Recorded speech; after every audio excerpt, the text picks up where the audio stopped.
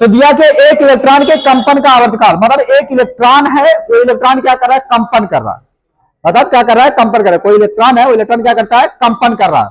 ठीक है, जैसे कोई चीज हो गया, मतलब अभी देखिए लोहे पे अगर हम क्या करते हैं, लोहे लेते हैं, लोहे पे अगर हम किसी छड़ से मारते हैं, किसी चीज से मारते हैं, तो कभी क्या करता है, आवाज करता है, तो उसमें कंपन होता है। तब बिना कंपन के उससे ध्वनि नहीं उत्पन्न हो सकती, यानी बिना तरंगों के या बिना कंपन के ध्वनि उत्पन्न नहीं हो सकती है। ठीक, तो कितना दिया इसका आवर्तकाल, कंपन का जो आवर्तकाल दे दिया 0.5 माइक्रो सेकंड है। कितना, 0.5 माइक्रो सेकंड दे दिया है।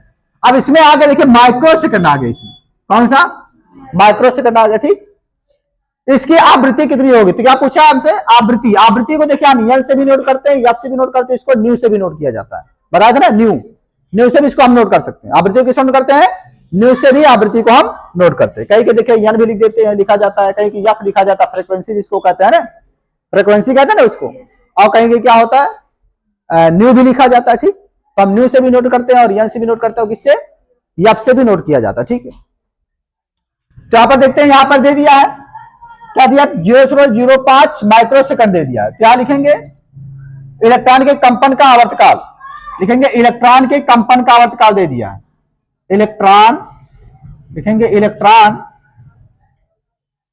के कंपन का क्या दिया है, आवर्तकाल दे दिया है। कंपन का क्या दिया है, आवर्तकाल।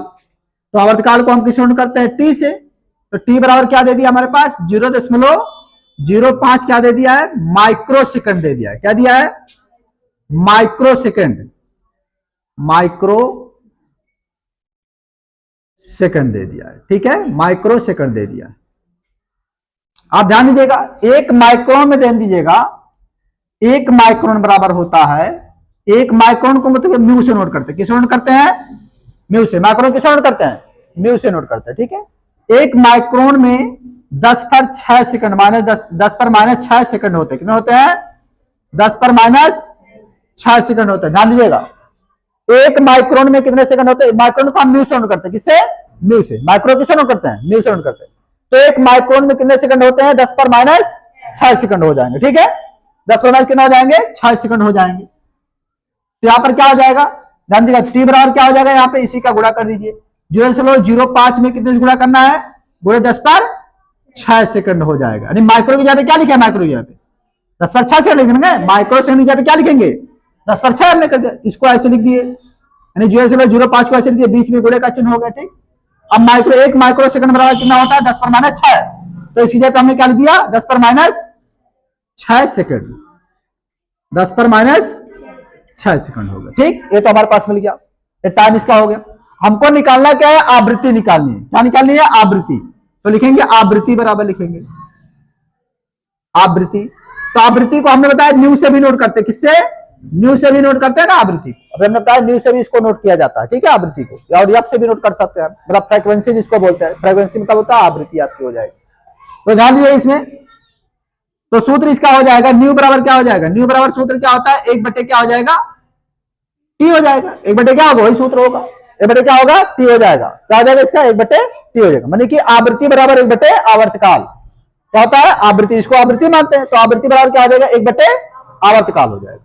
अब ध्यान दीजिएगा, तो यहां पर क्या हो जाएगा, न्यू बराबर हमारे पास क्या हो जाएगा, 1/, टी का मान कितना दे दिया है, 0.05 दे दिया है, दिया ना, और क्या दिया, गुणे 10 पर माइनस 6 की घात। 10 पर माइनस 6 की घात को ऊपर लेके चले जाइए। ठीक है, तो यहां पर लिख सकते हैं न्यू बराबर हो जाएगा, यहाँ पे इसको ऊपर लेके चले जाएंगे तो क्या होगा, 10 पर माइनस 6 को ऊपर ले जाएंगे तो एक में गुणा हो जाएगा, तो क्या हो जाएगा, 10 पर प्लस 6 हो जाएगा। चिन्ह बदल जाता है, ऊपर जाने के बाद अगर माइनस है तो ऊपर जाएगा प्लस हो जाएगा, अगर प्लस रहा तो ऊपर जाएगा माइनस हो जाएगा।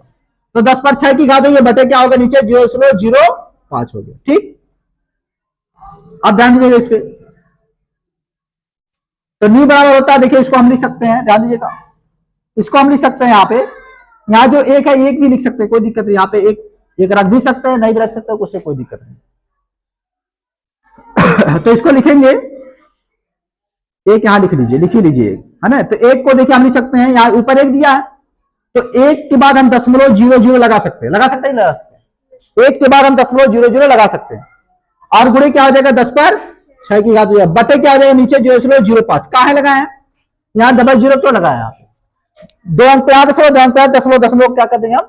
काट देंगे। तो दशमलव से दशमलव जब कट जाएगा हमारे पास तो क्या बचेगा ऊपर? 100 और गुणे 10 पे कितनी घात हो जाएगी? 6 की घात। अब बटे क्या हो जाएगा यहाँ नीचे? 5 बचे। तो 5 जो काटेंगे तो क्या हो जाएगा? कितना आएगा हमारे पास? 20 हो जाएगा।